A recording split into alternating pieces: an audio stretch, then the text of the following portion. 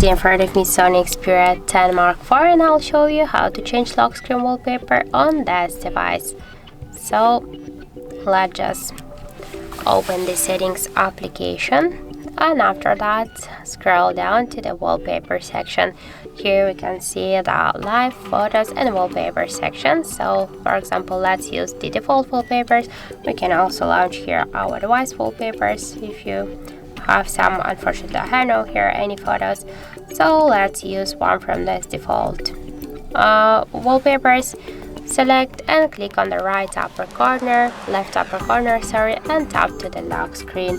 Just wait a second, lock the device, and now we can see that we just successfully changed lock screen wallpaper on our Sony device. If you want to change it by the second way, that's also not a problem. Just hold it for a while, click here to wallpaper section, and by the same way select one from this available wallpapers. So for example, let's use this one.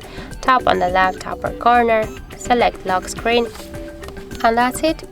So thank you for watching, and if you find this video helpful, don't forget to leave a like, comment, and to subscribe our channel.